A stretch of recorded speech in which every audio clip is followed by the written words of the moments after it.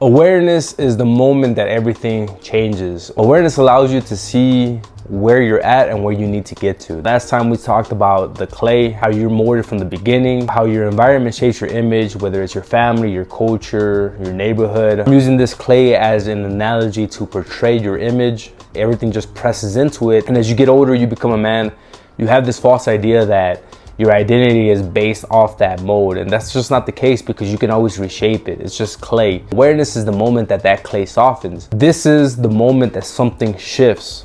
There's a moment every man reaches, usually quietly, where something starts to feel off. It's not dramatic, it's not a breakdown, it's just a pause. And you start noticing patterns. You start realizing you keep ending up in the same situations. You have the same results, the same frustrations, and you can't blame bad luck anymore. That's just making excuses at that point.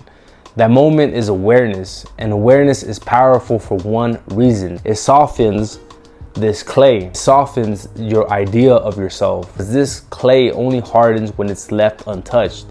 As long as you never question who you are, how you move, or why you react the way that you do, the shape stays fixed, and it becomes harder and harder the more that you just let time pass by and you just let it be what it is. This is why you see older men that are still stuck in the same mindset that they had when they were 18 to 25. They never got out of it. They always just took it for what it was, and they just decided that this is just how it is. They were comfortable with that shape, and at that point it just became a hard model, a solid model that could not be reshaped anymore. Awareness interrupts momentum. So this is why it's important to start questioning it, have awareness for it, because once you get older, the older that you get, the more that you let time pass, the harder that this model becomes. That's why there's that saying that you can't teach an old dog new tricks, is because they're so stubborn. They already became so stagnant in the mental model that they have that it's very difficult to get them out of that headspace. You can't teach them new tricks at that point. But awareness is what creates that space between conditioning and choice.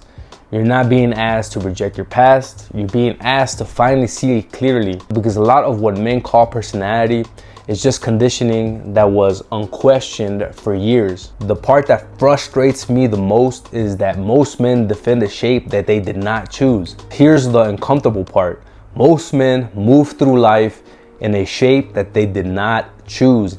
And instead of questioning it, they defend it.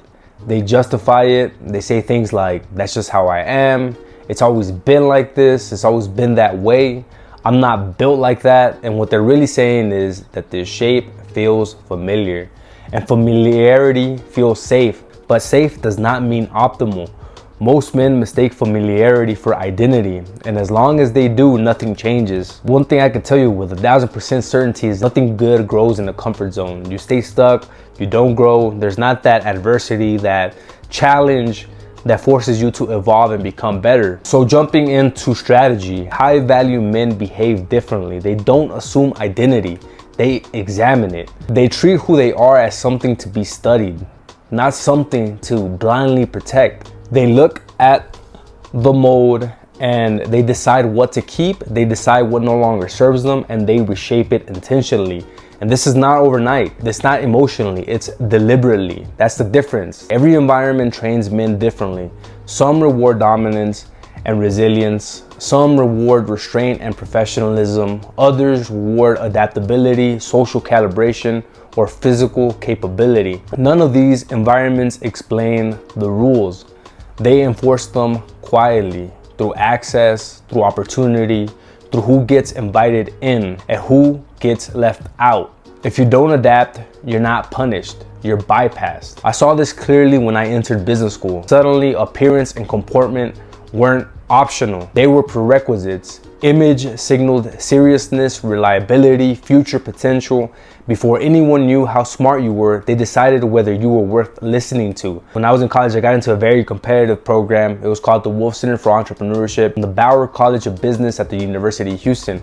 And I was competing with a lot of business students to get into this program, and only around 30 to 35 students were admitted. And I was fortunate to have made it. I got chosen, I made it. But when I got into the program, guys, it got very, very competitive. Everyone was sharp in that program. Everyone was well spoken.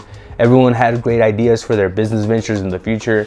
And when I was in the program, our professor, shout out to my professors, bro, because even though they were very tough, demanding professors, they really polished me up, man. They took that mold. I was just like a lump of clay at that point, and they really just molded me into a better person. It was a lot of work. They got on my ass a lot, and at the time I thought it was just like, damn, I think they're just picking on me. But with time I started to realize that that's what I needed at that point. I needed a mentor. I needed mentors that would position me in a better spot, that would mold me and help me get to a better position in my life to accomplish the goals that I wanted at the time. So back then I was in my early 20s, and I remember that the students that understood this faster, they stood out in a better way and they excelled and advanced a lot faster. The ones who resisted it, they stalled. They did not advance as fast, even when they were capable. The lesson wasn't that one image was better than the other. The lesson was simple. Misalignment always costs something. That's the key word, guys, misalignment. A lot of them were misaligned because they didn't understand that environment. It was a competitive academic environment where we were all competing with each other. So we had to bring forth the best image possible, the best soft skills, the best ideas, the best presentation skills. You had to bring forth the best in you when it came to business. And a lot of my colleagues, some of my colleagues, and I was at that point too, would struggle with some of these aspects. That's why it was very important. And the ones that got it faster were the ones that were doing the best in the class. Bring it all home. Awareness doesn't change, but it makes change possible. Once you see the mold, you can stop defending it, you can stop explaining it, and you can finally start shaping it. And that's the importance. That's why this is the beginning stage. You have to start to analyze where you're at, where you've been, and where you want to get to. Once you have that awareness, it starts to soften that clay, and now we can mold it in the position that we want going forward. At this point, you have to start thinking about what your goals are, what stage you are in life, and make a self-analysis of your own model. You're walking your own race at this point. If you want to go deeper into this, just stay tuned for the rest of these videos. Also check out the videos that I've already dropped. I have them all on my YouTube channel. You can check it out. It's under J Medina. And if you want to work through this one-on-one, you can reach out directly to me. Just follow me on Instagram, shoot me a DM, and we can see if we can work together one-on-one. As always, stay fresh and stay confident.